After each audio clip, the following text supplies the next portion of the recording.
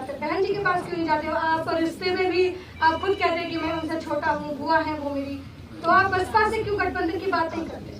2 साल से प्रयास कर रहा हूँ, आप बात करवा दीजिए, आप बात करवा दीजिए। आप बात करवा देंगी तो मैं जवान वाला हूँ, बहनों से कभी झूठे वादे नहीं करता हूँ, मैंने कभी अपनी माँ को दिया हुआ वचन नहीं तोड़ा है। आप बात करा दीजिए, मैं सोचूंगा, और हो सकता है कि मैं उनके लिए, उनके सम्मान में और बड़ा काम कर दूं। क्या आप चुनाव मेरे लिए राजनीतिक सुख नहीं, मेरे लिए, क्योंकि मैंने 5 साल ना मैंने देखा है, जब शब्बीरपुर में हमारे घर जलाए गए तो ये जो नेता विपक्ष वाले ना, कोई नहीं आया था। क्या पिछले 5 साल में आपने देखा जो आज मुख्य विपक्ष है किसी दलित के घर जाते उसकी दुख पीड़ा में, तो जो दलितों के आंसू नहीं पूछ सकता, जिनके सरकार में दलित अधिकारियों ने खून के आंसू रोए हों, वो समाज जो है ना अपने हक अधिकार की लड़ाई लड़ना जानता है। आजकल खाना खा रहे दलितों के यहाँ से जाकर के, कैसे देखते हैं उस पूरी प्रक्रिया को? तो आज भी वो दलितों को अछूत मानते हैं, और बर्तन तो अपने ले जाते हैं, गिलास भी ले जाते हैं, प्लेट भी ले जाते हैं, सब कुछ अपना ले जाते हैं। और ये वही बीजेपी के लोग हैं ना जिन्होंने हमारी बहन को रात को 2:30 बजे जला दिया था, उसके परिवार को भी नहीं मिलने दिया। ये वही बीजेपी के लोग की बात कर रहे हो क्या? मैं इन्हीं के खिलाफ तो हूँ, इसीलिए इनसे तो देश को खतरा है। जो आज तक भी समरसता की बात करते, समानता की बात नहीं करते, उन्हीं के खिलाफ तो लड़ाई है।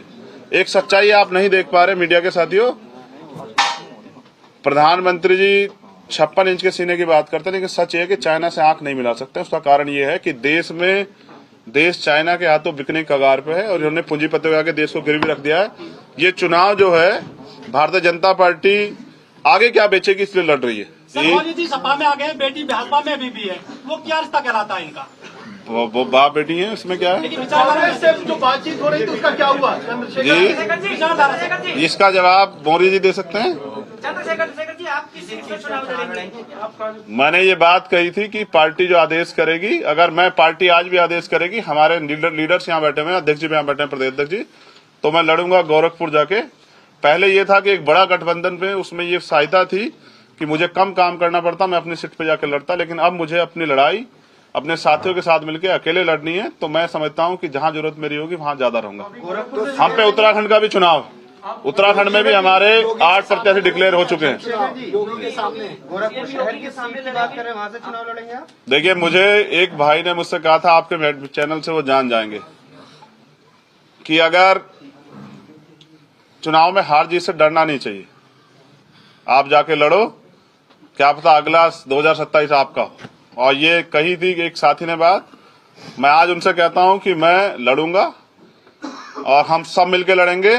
दलितों ने लोकतंत्र बचाने के लिए, संविधान बचाने के लिए, ये अन्याय अत्याचार और जिस तरह से पूरे संविधान को खत्म करने का प्रयास किया जा रहा है, बहनों के सम्मान के लिए फैसला लिया था कि हम गठबंधन में जाएंगे, और अब उन्होंने फैसला लिया है कि वो किसी भी कीमत पे। एक चीज मुझसे छूट गई थी, मैं बता दूं कि आपको हमारे टिकटों में देखने को मिलेगा सामाजिक न्याय, जिसकी इतनी संख्या बारी उसकी इतनी हिस्सेदारी आपको देखने को मिलेगा।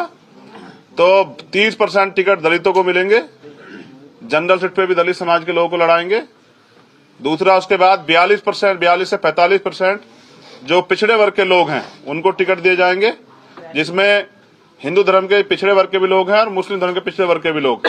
उसके बाद 5% हम लोग एसटी के लोगों को भी टिकट देंगे, और बाकी जो टिकट हैं वो हमारा जो अन्य धार्मिक अल्पसंख्यक है, मुस्लिम, सिख, बौद्ध, जैन, पारसी, 18% मुस्लिमों को, और बाकी सबको मिला के 23% टिकट हम लोग देने का काम करेंगे। हम सामाजिक न्याय जानते भी हैं और पहचानते भी, और इसी में पैदा हुए हैं। हमारे नेता मान्यवर काशीराम और डॉक्टर अम्बेडकर दोनों हैं। हमने लड़ाई लड़ी है और इतिहास गवाह, दलितों ने कभी इतना इस देश को धोखा दिया, इतना अपमान सहने के बाद, जाति सहने के बाद, और ना ही किसी और को धोखा दिया। जैसे नेताजी ने कल कहा था, एक नेताजी ने, कि ये लड़ाई बहुत लंबी है, राम मनोहर लोहिया जी और बाबा साहब लड़े और मान्यवर काशीराम साहब और नेताजी मिलकर लड़े। तो इस लड़ाई में मैं आपसे जानना चाहता, धोखा किसने दिया था? जब मान्यवर काशीराम जी ने मुलायम सिंह जी को मुख्यमंत्री बनाया तो धोखा किसने दिया? क्या आप मुझे बता देंगे? तो हमारे चरित्र में धोखा नहीं है, हमने धोखा ना दिया ना देंगे। और मैं फिर कह रहा हूं, उनसे मेरी लड़ाई नहीं, मेरी लड़ाई है बीजेपी से, क्योंकि पिछले कुछ दिनों में एक नौजवान हूं ना, तो बहुत सारी बातें दिल पे ले जाता हूं।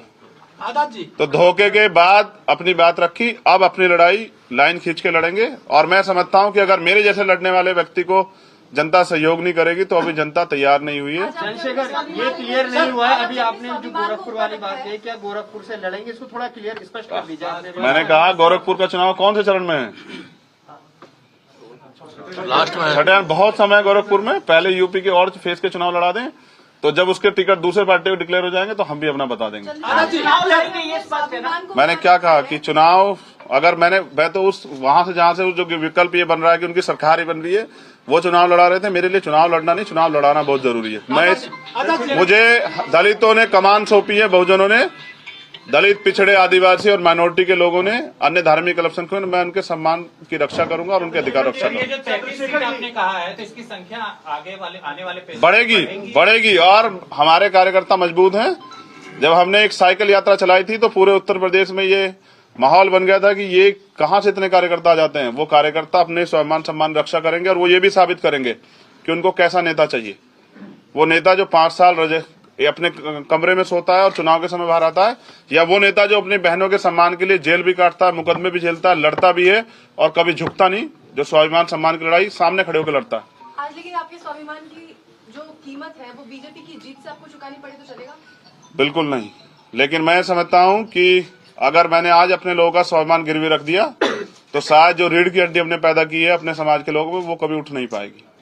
और मैं समझता हूं जितनी जिम्मेदारी मेरी थी उतनी जिम्मेदारी उनकी भी थी, जिन्होंने नकार दिया, जिनको जरूरत नहीं थी। तो मैं अब इस पे नहीं चर्चा करना चाहता। वो अपना चुनाव लड़ेंगे और हम अपना लड़ेंगे, लेकिन मैं ये बताऊंगा जरूर कि सामाजिक न्याय का जिनको ताजा ताजा सा रंग चढ़ा है, उनकी सच्चाई क्या है, मैं आपको लगातार बताता हूँ। जी फाइनल।